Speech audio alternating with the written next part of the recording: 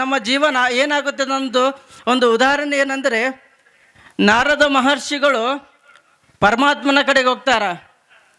ಪರಮಾತ್ಮನ ಕಡೆ ಹೋಗಿ ಮಹಾತ್ಮರ ದರ್ಶನದಿಂದ ಏನು ಲಾಭ ಅಂತ ಪರಮಾತ್ಮನಿಗೆ ಕೇಳಿದಾಗ, ಪರಮಾತ್ಮ ಅಂತನ, ನೋಡಪ್ಪ ನೀನು ಈಗೊಂದು ಶಗ್ನಿಯನ್ನು ಹಾಕಿದ್ದೆ, ಒಂದು ಗೋ, ಆ ಒಂದು ಶಗ್ನಿಯಲ್ಲಿರುವಂಥ ಒಂದು ಹುಳುಕ್ಕೆ ಹೋಗಿ ನೀನು ಕೇಳು, ಮಹಾತ್ಮರ ದರ್ಶನದಿಂದ ಏನು ಲಾಭ ಅಂತ ಕೇಳು. ನಾರದ ಮಹರ್ಷಿಗಳು ಬರ್ತಾರ, ಆ ಒಂದು ಶಗ್ನಿಯಲ್ಲಿರುವಂಥ ಹುಳವನ್ನು ನೋಡಿ ಕೇಳ್ತಾರ, ಮಹಾತ್ಮರ ದರ್ಶನದಿಂದ ಏನು ಲಾಭ ಅಂತ ಕೇಳಿದಾಗ ಆ ಹುಳ ಪ್ರಾಣ ಬಿಡ್ತೈತಿ. ಮತ್ತು ನಾರದ ಮಹರ್ಷಿಗಳು ಪರಮಾತ್ಮನ ಕಡೆ ಹೋಗ್ತಾರ. ಪರಮಾತ್ಮ, ಭಗವಂತ, ನೀ ಆ ಒಂದು ಹುಳು ಕೇಳಂದಾಗ ಮಹಾತ್ಮರ ದರ್ಶನದಿಂದ ಏನು ಲಾಭ ಅಂತ ನೀ ಆ ಒಂದು ಹುಳು ಕೇಳಂದಾಗ ನಾ ಕೇಳಿದೆ, ಅದು ಪ್ರಾಣ ಬಿಡ್ತಪ್ಪ ಅಂಥೇಳಿ ನಾರದ ಮಹರ್ಷಿಗಳು ಹೇಳ್ತಾರ. ಪರಮಾತ್ಮ ಅಂತನ, ಇಲ್ಲ, ಈಗ ಒಂದು ನಾಯಿ ಒಂದು ಮರಿಯನ್ನು ಜನ್ಮ ಕೊಟ್ಟಿದೆ, ಆ ಒಂದು ಮರಿಗೆ ಹೋಗಿ ಕೇಳಿ ನೀನು ಮಹಾತ್ಮರ ದರ್ಶನದಿಂದ ಏನು ಲಾಭ ಅಂತ ಕೇಳಂದಾಗ ಮತ್ತು ನಾರದರು ಬರ್ತಾರೆ ಭೂಲೋಕಕ್ಕೆ ಬಂದು ಒಂದು ಆ ನಾಯಿ ಮರಿನ ಬಂದು ಕೇಳ್ತಾರ, ಮಹಾತ್ಮರ ದರ್ಶನದಿಂದ ಏನು ಲಾಭ ಅಂತ ಕೇಳಿದ ತಕ್ಷಣ ಆ ಒಂದು ನಾಯಿ ಮರಿನ ಸಹಿತ ಪ್ರಾಣ ಬಿಡ್ತೈತಿ, ಸತ್ತು ಹೋಗ್ಬಿಡ್ತೈತಿ. ಮತ್ತು ನಾರದ ಮಹರ್ಷಿಗಳು ಆಶ್ಚರ್ಯ ಆಗುತ್ತೆ, ಏನಪ್ಪ ಕೇಳಿದ ತಕ್ಷಣ ಪ್ರಾಣ ಹೋಗ್ತಾವಲ್ಲ. ಮತ್ತು ಪರಮಾತ್ಮನ ಕಡೆ ಹೋಗ್ತಾರ, ಪರಮಾತ್ಮ, ನೀ ನೋಡ್ರಿ ಹಿಂಗೆ ಮಹಾತ್ಮರ ದರ್ಶನದಿಂದ ಏನು ಲಾಭ ಅಂತ ನೀ ಕೇಳಂತ ನನಗೆ ಭೂಲೋಕ ಕಳಿಸಿದಾಗ ಅಲ್ಲಿರುವಂಥ ಪ್ರಾಣಿಗಳೆಲ್ಲ ಪ್ರಾಣ ಬಿಡ್ತಾ ಇದ್ದಾವ, ಮತ್ತು ನೀ ಯಾರ ಹೇಳಪ್ಪ ಅಂತ ಕೇಳಿದಾಗ, ಇಲ್ಲ, ಈಗ ಒಂದು ಆಕಳ ತನ್ನ ಕರು ಜನ್ಮ ಕೊಟ್ಟಿದೆ, ಆ ಒಂದು ಕರು ಹೋಗಿ ನೀ ಕೇಳಿದಾಗ ಅದು ನಿನ್ಗೆ ಉತ್ತರ ಕೊಡ್ತೈತೆ ಅಂತ ಮತ್ತೆ ಕಳಿಸ್ತಾರ. ಮತ್ತು ನಾರದ ಮಹರ್ಷಿಗಳು ಬರ್ತಾರ, ಆ ಕರುಗಳಿಗೆ ಕೇಳ್ತಾರ, ಮಹಾತ್ಮರ ದರ್ಶನದಿಂದ ಏನು ಲಾಭ? ಮತ್ತು ಅದನ್ನು ಪ್ರಾಣ ಬಿಡ್ತೈತಿ. ಏನಪ್ಪ ಇದು ಹಿಂಗೆ ಕೇಳ್ತಾ ಇದ್ದೀನಲ್ಲ, ಇನ್ನು ಎಲ್ಲ ಪ್ರಾಣವನ್ನು ಬಿಡ್ತಾ ಇದ್ದಾವ, ಏನು ಮಾಡ್ಬೇಕಂತ ಮತ್ತೆ ಈಗ ಸಿಟ್ಟಿನಿಂದ ಹೋಗ್ತಾನೆ ನಾರದ ಮಹರ್ಷಿಗಳು ಪರಮಾತ್ಮನ ಕಡೆ. ಏನಪ್ಪ ಪರಮಾತ್ಮ, ನೀ ನೋಡ್ರೆ ನೀ ಉತ್ತರ ಕೊಡೋವಲ್ಲಿ, ಆ ಪ್ರಾಣಿ ಕಡೆ ಹೋಗು, ಅದ್ರ ಕಡೆ ಹೋಗಂತ ನೀ ಎಲ್ಲ ನನಗೆ ಹೇಳ್ತಾ ಇದ್ದಿ, ಅಲ್ಲಿ ನೋಡ್ರೆ ಅವೆಲ್ಲ ಪ್ರಾಣ ಬಿಡ್ತಾ ಇದ್ದಾವ, ಏನು ಮಾಡೋದು ಅಂತೇಳಿ ಮತ್ತು ಅವರಿಗೆ ಸ್ವಲ್ಪ ಸಿಟ್ಟಿನಿಂದ ಪರಮಾತ್ಮನಿಗೆ ಸ್ವಲ್ಪ ಕೇಳ್ಕೊತಾನ. ಇಲ್ಲ, ಈಗ ನಿನ್ನ ಕರೆಕ್ಟ್ ಉತ್ತರ ಸಿಗುತ್ತಾ? ಒಬ್ಬ ಮಹಾರಾಜ 10 ವರ್ಷದ ನಂತರ ಒಂದು ಮಗುವನ್ನು ಜನ್ಮ ಕೊಟ್ಟಿದ್ದಾನೆ, ಆ ಮಗುವನ್ನು ಕೇಳು, ನಿನಗೆ ಉತ್ತರ ಸಿಗುತ್ತಾ ಅಂತೇಳಿ ಪರಮಾತ್ಮ ಕಳಿಸಿದಾಗ ನಾರದ ಮಹರ್ಷಿಗಳಂತಾರ, ಅಲ್ಲಪ್ಪ, ಇಷ್ಟು ಪ್ರಾಣಿಗಳನ್ನ ಕೇಳಿದಾಗ ಪ್ರಾಣಿಗಳೆಲ್ಲ ಜೀವ ಬಿಟ್ಟವ, ಮತ್ತು ಅದರಾಗ ಒಬ್ಬ ಮಹಾರಾಜನಿಗೆ 10 ವರ್ಷದ ನಂತರ ಒಂದು ಗಂಡು ಮಗು ಆಗಿದೆ ಅಂತೇಳಿ ನೀ ಅಂತ ಇದ್ದಿ, ಮತ್ತು ಅದನ್ನು ಕೇಳಿದಾಗ ಅದು ಪ್ರಾಣ ಬಿಡ್ತಂದ್ರೆ ನಾ ಮತ್ತೆ ನಿನ್ನ ಕಡೆ ಬರೋಕ್ಕೆ ಸಾಧ್ಯ ಏನು? ಆ ಮಹಾರಾಜ ಅಲ್ಲೇ ನನಗೆ ಶಿರಚ್ಛೇದನವನ್ನು ಮಾಡ್ತಾನ, ನಾ ಕೇಳೋದಿಲ್ಲಪ್ಪ, ಏನಪ್ಪ ನೀನು ಹಿಂಗೆ ಮಾಡ್ತಾ ಇದ್ದೆ ಅಂಥೇಳಿ ಆ ನಾರದ ಮಹರ್ಷಿಗಳು ಪರಮಾತ್ಮನ ಕೇಳಿದಾಗ, ಏನೂ ಆಗೋದಿಲ್ಲ, ಹೋಗಿ ನೀ ಕೇಳಿಬಿಡು ಅಂಥೇಳಿ ಮತ್ತು ಪರಮಾತ್ಮ ಕಳಿಸ್ತಾನ. ಬರ್ತಾರ, ಎದುರ್ಕೊಂತ ಬರ್ತಾನೆ, ಏನು ಆಕ್ಕಿತ್ತು ಏನು ಇಲ್ಲೋ, ನಾ ಕೇಳಿದಾಗ ಮತ್ತು ಆ ಒಂದು 10 ವರ್ಷದ ಒಂದು ಮಗು ಅದು ಸತ್ತಂದ್ರೆ ನನ್ನ ಗತಿ ಏನು, ನನ್ನ ಪರಿಸ್ಥಿತಿ ಏನಂತೇಳಿ ಕೇಳಿದಾಗ ಬಂದು ಕೇಳ್ತಾನೆ, ಅಂತೂ ಇಂತೂ ಮಾಡಿ ಕೇಳ್ತಾನೆ ಧೈರ್ಯ ತೊಗೊಂಡು. ಆಗ ಆ ಮಗು ಅಂತೈತೆ, ಅಲ್ಲಪ್ಪ ನಾರದ ಮಹರ್ಷಿಗಳೇ, ನಾನು ಒಂದು ಶಗ್ನಿಯಲ್ಲಿರುವಂಥ ಹುಳ ಇದ್ದಾಗ ನೀ ಬಂದು ನನಗೆ ಮಹಾತ್ಮರ ದರ್ಶನದಿಂದ ಏನು ಲಾಭ ಅಂತ ಕೇಳಿದ ತಕ್ಷಣ ನಾನು ಆ ಒಂದು ಪ್ರಾಣ ಬಿಟ್ಟು ನಾಯಿಯ ಜನ್ಮಕ್ಕೆ ಬಂದಿದ್ದೆ. ಮಧ್ಯೆ ಆ ನಾಯಿಯ ಜನ್ಮದಲ್ಲಿರುವಾಗ ಮತ್ತೆ ನೀ ಬಂದು ಮಹಾತ್ಮರ ದರ್ಶನದಿಂದ ಏನು ಲಾಭ ಅಂತ ನೀ ಕೇಳಿದಾಗ ನಾನು ಒಂದು ಒಂದು ರೂಪದಲ್ಲಿ ನಾ ಬಂದಿದ್ದೆ, ಒಂದು ಆಕಳ ರೂಪದಲ್ಲಿ ನಾ ಬಂದಿದ್ದೆ ಅಂತ ಹೇಳ್ತೈತೆ. ಮತ್ತೊಮ್ಮೆ ನೀ ಬಂದು ಕೇಳಿದಾಗ ಮಹಾತ್ಮರ ದರ್ಶನದಿಂದ ಏನು ಲಾಭ ಅಂತ ನೀ ಮತ್ತೆ ಕೇಳಿದಾಗ ನಾನು ಈ ಒಂದು ಮಾನವ ಜನ್ಮಕ್ಕೆ ನಾ ಬಂದಿದ್ದೆ, ಇದು ಒಂದು ಮಹಾತ್ಮರ ದರ್ಶನ ಅನ್ನುವಂಥದ್ದು ಒಬ್ಬ ಸಣ್ಣ ಮಗು ಹೇಳ್ತೈತೆ. ಅಂದ್ರೆ ನಾವು ಕೂಡ ಮಹಾತ್ಮರ ದರ್ಶನವನ್ನು ಯಾಕೆ ಮಾಡಬೇಕು, ಮಹಾತ್ಮರನ್ನು ಯಾಕೆ ನಾವು ನೆನಿಬೇಕಂದ್ರೆ ನಾವು ಮಾಡಿರುವಂಥ ಎಲ್ಲ ಪಾಪಗಳನ್ನು ದೂರ ಹೋಗ್ಬೇಕು. ಯಾಕಂದರೆ ಒಬ್ಬ ವ್ಯಕ್ತಿ ಹೇಳ್ತಾನ, ಏನಂದರೆ ಮಹಾತ್ಮನಂ ನೆನೆಯುವುದೇ ಘನಮುಕ್ತಿ ಪದಂ ಶಿವಾಧಮ ಅಂತ. ನಾವು ಯಾವ ಮಹಾತ್ಮರನ್ನು ನೆನಿತೀವಲ್ಲ ನಮಗೆ ಮುಕ್ತಿ ಸಿಕ್ಕಿ ಬರ್ತೈತಿ.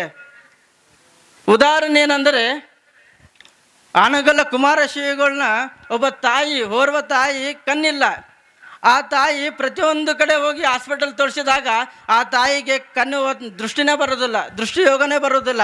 ಎಲ್ಲ ಡಾಕ್ಟರ್ ಅಂತಾರೆ, ಅಲ್ಲಮ್ಮ ನಿನ್ಗೆ ದೃಷ್ಟಿಯೋಗ ಹೋಗಿಬಿಟ್ಟಿದೆ, ನಿನ್ಗೆ ದೃಷ್ಟಿನೇ ಬರೋದಿಲ್ಲ ಅಂಥೇಳಿ ಆ ಒಬ್ಬ ಡಾಕ್ಟರ್ ಅಂದಾಗ ಆಕಿ ಚಿಂತೆ ಮಾಡ್ಕೊತ ಇರ್ತಾಳೆ. ಏನಪ್ಪ ಭಗವಂತ, ಈ ಒಂದು ಲೋಕವನ್ನು ನಾನು ನೋಡ್ಲಿಕ್ಕೆ ಆಗ್ತಾ ಇಲ್ಲಲ್ಲ, ಈ ಸುಂದರವಾಗಿರುವಂಥ ಪ್ರಪಂಚವನ್ನು ನನ್ನ ಕಡೆ ನೋಡೋಕೆ ಆಗ್ತಾ ಇಲ್ಲಲ್ಲ, ಏನಾದರೂ ಮಾಡಿ ನನಗೆ ಒಂದು ದೃಷ್ಟಿಯೋಗ ಕೊಡಪ್ಪ ಅಂಥೇಳಿ ಆಕಿ ರೋದನೆಯಿಂದ ಇರುವಾಗ ಅಲ್ಲೇ ಮುಂದಗಡೆ ಒಬ್ಬ ವ್ಯಕ್ತಿ ಹೋಗ್ತಿರ್ತಾನೆ.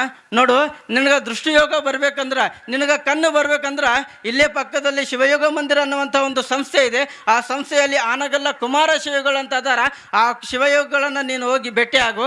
ಆ ಮಹಾತ್ಮರ ಒಂದು ಆಶೀರ್ವಾದದಿಂದ ನಿನಗೇನಾದರೂ ದೃಷ್ಟಿಯೋಗ ಬರ್ಬೋದು ಅಂಥೇಳಿ ಆ ಒಬ್ಬ ವ್ಯಕ್ತಿ ಅಂದಾಗ, ಆಯ್ತು ಅಂತೇಳಿ ಎಲ್ಲ ಪರೀಕ್ಷೆ ಆಯ್ತು, ಇದೊಂದು ಯಾಕೆ ನಾವು ಬಿಡಬೇಕು, ಇದನ್ನು ಮಾಡೋಣ ಅಂಥೇಳಿ ಕುಮಾರ ಶಿವಗಳ ಹತ್ರ ಬರ್ತಾರೆ. ಅವರು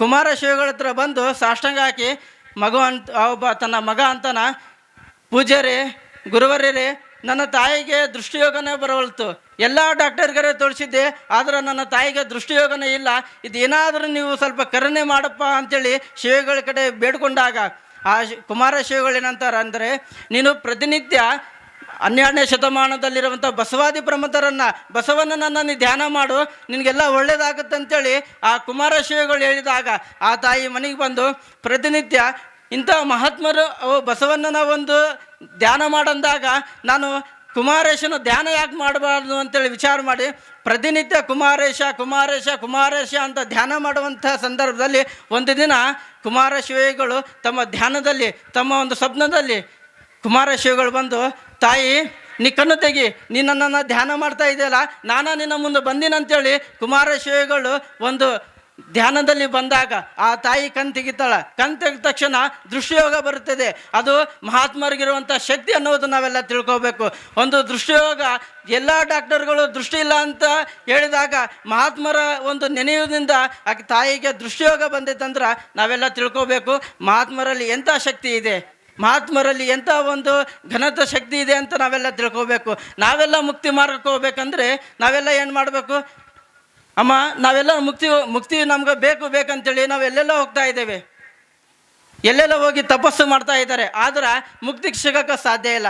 ಅದಕ್ಕೆ ನಮ್ಮ ಶರಣರು ಹೇಳ್ತಾರೆ ಏನಂದರೆ, ಕೋಡಗಲ್ಲಿನ ಮೇಲೆ ಮಾಡುವ ತಪವು ಒಂದು ದಿನ ಗುರು ಸೇವೆಗೆ ಸಮಿಯಲ್ಲ, ಅನಂತ ಕಾಲ ಮಾಡುವ ಗುರು ಸೇವೆಯು ಒಂದು ದಿನ ಲಿಂಗ ಪೂಜೆಗೆ ಸರಿಯಲ್ಲ, ಅನಂತ ಕಾಲ ಮಾಡುವ ಲಿಂಗ ಪೂಜೆಯು ಒಂದು ದಿನ ಜಂಗಮ ತೃಪ್ತಿಗೆ ಸರಿಯಲ್ಲ, ಅನಂತ ಕಾಲ ಮಾಡಿದ ಜಂಗಮ ತೃಪ್ತಿಯು ಒಂದು ಕ್ಷಣ ನಿಮ್ಮ ಶರಣರ ಅನುಭವಕ್ಕೆ ಸರಿಯಿಲ್ಲ. ನೋಡ್ರಿ ಎಷ್ಟು ಚಂದ ಹೇಳ್ತಾರಲ್ಲ, ನಾವೆಲ್ಲ ಗುಡ್ಡದ ಮೇಲೆ ಕುಂತು ನಾವೆಲ್ಲ ತಪಸ್ಸು ಮಾಡ್ತೇವೆ, ನನಗೆ ಮುಕ್ತಿ ಸಿಗಬೇಕಂತೇಳಿ, ಆದ್ರೆ ಅದು ಮುಕ್ತಿ ಸಿಗುತ್ತೋ ಇಲ್ಲೋ ಗೊತ್ತಿಲ್ಲ ನಮಗೆ. ಆದ್ರೆ ನಮ್ಗೆ ಮುಕ್ತಿ ಸಿಗಬೇಕಂದ್ರೆ ನಾವು ಲಿಂಗ ಪೂಜೆಯನ್ನು ಮಾಡ್ತೇವಲ್ಲ, ಗುರುವಿನ ಸೇವೆಯನ್ನು ಮಾಡ್ತೇವಲ್ಲ, ಅದರ 2 ಪಟ್ಟು ನಮ್ಗೆ ಮುಕ್ತಿಯಲ್ಲಿ ಸಿಗುತ್ತೆ. ಅಂದರೆ ಒಂದು ಕ್ಷಣ ನಿಮ್ಮ ಶರಣರ ಅನುಭವಕ್ಕೆ ಸರಿಯಿಲ್ಲ, ಕೂಡಲೇ ಚೆನ್ನ ಸಂಗಮ ದೇವ ಅಂತ ನಮ್ಮ ಶರಣರು ಹೇಳ್ತಾರೆ. ನಮಗೆ ಮುಕ್ತಿ ಸಿಗಬೇಕಾದರೆ ನಾವೇನು ಮಾಡಬೇಕು? ಇಂತಹ ಮಹಾತ್ಮರ ಒಂದು ವಾಣಿಯನ್ನು ಕೇಳಬೇಕು. ಇಂಥ ಮಹಾತ್ಮರ ಒಂದು ಹೇಳಿರುವಂಥ ಮಾತುಗಳನ್ನು ಕೇಳಿ ನೋಡ್ರಿ, ಒಂದು ಕ್ಷಣ ವಿಚಾರ ಮಾಡಬೇಕಿಲ್ಲಿ. ಎಂಥ ಒಂದು ಅರ್ಥ ಐತೆ ಅಂದರೆ, ಒಂದು ಕ್ಷಣ ನಿಮ್ಮ ಶರಣರ ಅನುಭವಕ್ಕೆ ಸರಿಯಿಲ್ಲ. ಪರಮ ಪೂಜ್ಯರು ಹೇಳಿರುವಂತಹ ಮಾತು ಒಂದು ಕ್ಷಣ ನಾವು ಕೇಳಿ ಇಲ್ಲಿ ಬಿಟ್ಟರೆ ನಮಗೆ ಮುಕ್ತಿ ಸಿಗೋಕ್ಕೆ ಸಾಧ್ಯ ಇಲ್ಲ. ಒಂದು ಕ್ಷಣ ನಿಮ್ಮ ಶರಣರ ಅನುಭವಕ್ಕೆ ಅಂದ್ರೆ ಹೇಳಿರುವಂಥ ಒಂದು ಮಾತುಗಳನ್ನು ನಾವೆಲ್ಲ ಅನುಭವಕ್ಕೆ ನಾವು ತೆಗೆದುಕೊಂಡಾಗ ಮಾತ್ರ ನಮಗೆ ಮುಕ್ತಿ ಸಿಗೋಕ್ಕೆ ಸಾಧ್ಯ ಅನ್ನುವಂಥ ಮಾತನ್ನು ನಮ್ಮ ಬಸವಾದಿ ಪ್ರಮಥರು ನಮಗೆ ಹೇಳ್ಕೊಂಡು ಬರ್ತಾರೆ. ಯಾಕಂದರೆ ನಾವೆಲ್ಲ ಮುಕ್ತಿ ಸಿಗಬೇಕು. ಅಮ್ಮ, ನಿಮ್ಗೆಲ್ಲರಿಗೆ ಒಂದು ಉದಾಹರಣೆ ಹೇಳ್ತೀನಿ. ಪರಮ ಪೂಜ್ಯರ ಒಂದು ಶಕ್ತಿ ಎಂಥದಂದರೆ ನೋಡ್ರಿ, ನಂದು ತೆಲಂಗಾಣ. ನಾನು ಪರಮ ಪೂಜ್ಯರಲ್ಲಿ ಒಂದು 7 ತಿಂಗಳು ನಾನು ಪ್ರವಚನ ಕಲಿಯಾಕಂತ ನಾ ಬಂದಿದ್ದೆ. ಇದಕ್ಕಿಂತ ಮುಂಚೆ ನನಗೆ ಯಾರ್ಯಾರು ಇದು ಪರಮ ಪೂಜ್ಯರು ಅಂತೇಳಿ ನನಗೆ ಯಾರೂ ಗುರುತು ಮಾಡ್ತಾ ಇಲ್ಲ. ಅವು ಯಾಕಂದರೆ ನನ್ನಲ್ಲಿ ಏನೂ ವಿದ್ಯೆನೇ ಇಲ್ಲ. ಒಬ್ಬ ಸಾಮಾನ್ಯ ವ್ಯಕ್ತಿಯನ್ನು ಅಸಾಮಾನ್ಯವಾಗಿ ಮಾಡಿರುವಂಥ ಶಕ್ತಿ ಅಲ್ಲಿರ್ತದೆ ಅಂತ ಗುರುವಿನ ಕಡೆ ಇರ್ತೈತೆ. ಈಗ ಗೊತ್ತಾ, ಇಷ್ಟು ಚಂದ ನಾನು ಮಾತಾಡ್ತಾ ಇದ್ದೀನಿ ನೋಡ್ರಿ. ನಂದು ತೆಲಂಗಾಣ, ನಾನು ಎಲ್ಲಿಂದ ನಾವು ಬಂದಿದ್ದೀನಿ ಅಂದ್ರೆ ತೆಲಂಗಾಣ ಬಂದು ಕರ್ನಾಟಕ ಬಂದು ನಾ ಈಗ ಗೊತ್ತಾ ಇಷ್ಟು ಚಂದ ನಾನು ಮಾತಾಡ್ತೀನಿ ಅಂದ್ರೆ ಅದು ಪರಮ ಪೂಜ್ಯರ ಒಂದು ಶಕ್ತಿಯಿಂದ ಅಂತ ನಾನು ಹೇಳಕ್ಕೆ ಇಚ್ಛಪಡ್ತೀನಿ. ಎತ್ತನ ಮಾಮಾರ, ಎತ್ತನ ಕೋಗಿಲೆ, ಎತ್ತನಾದಿಂದ ಎತ್ತ ಸಂಬಂಧವಯ್ಯ, ಎನಗೂ ಎನ್ನ ಮೃತ್ಯುಂಜಯ ಪರಮ ಪೂಜ್ಯರಿಗೂ ಎತ್ತನಾದಿಂದ ಎತ್ತ ಸಂಬಂಧ ಅನ್ನುವಂಥ ಮಾತನ್ನು ಹೇಳಕ್ಕೆ ಇಚ್ಛಪಡ್ತೀನಿ. ಇದ್ದೀನಿ. ಪರಮ ಪೂಜ್ಯರ ಒಂದು ದೃಷ್ಟಿಯಿಂದ, ಪರಮ ಪೂಜ್ಯರು ಹೇಳುವಂಥ ಒಂದು ಪ್ರವಚನದ ಮಾತುಗಳಿಂದ ಇವತ್ತು ನನಗೊಂದು ಕಿಮ್ಮತ್ತು ಸಿಕ್ಕಿದೆ, ಒಂದು ಬೆಳೆ ಸಿಕ್ಕಿದೆ. ಸಮಾಜದಲ್ಲಿ ನನ್ನನ್ನು ವಿರೂಪಾಕ್ಷ ಪರಮ ಪೂಜ್ಯರು ಅಂತೇಳಿ ನನಗೆ ಕರೀತಾರಂದ್ರೆ ಇದರ ಒಂದು ಯಶಸ್ಸು ಕಾರಣ ಯಾರಂದ್ರೆ ಅದು ನಮ್ಮ ಅಭಿನವ ಮೃತ್ಯುಂಜಯ ಪರಮ ಪೂಜ್ಯರು ಅಂತ ಹೇಳಕ್ಕೆ ಇಚ್ಛೆ ಪಡ್ತೀನಿ. ಇಂಥ ಪರಮ ಪೂಜ್ಯರು ನಮಗೆಲ್ಲ ಸಿಕ್ಕಿದ್ದ ಅಂದರೆ ನಾವೆಷ್ಟು ಭಾಗ್ಯವಂತರು ನೋಡ್ರಿ. ಗುರುವಿನ ಶಕ್ತಿ ಏನಂದರೆ ಅತ್ತಾಗ ಹಣ್ಣು ಕೊಡೋರುಂಟು, ಅತ್ತಾಗ ಹಣ್ಣು ಕೊಡೋರುಂಟು, ವಯಸ್ಸಿಗೆ ಬಂದಾಗ ಹೆಣ್ಣು ಕೊಡೋರುಂಟು, ಸತ್ತಾಗ ಏನು ಕೊಡ್ತಾರ್ರಿ? ಸತ್ತಾಗ ಏನು ಕೊಡೋಂಗಿಲ್ಲನ? ಮಣ್ಣು ಕೊಡ್ತಾರ.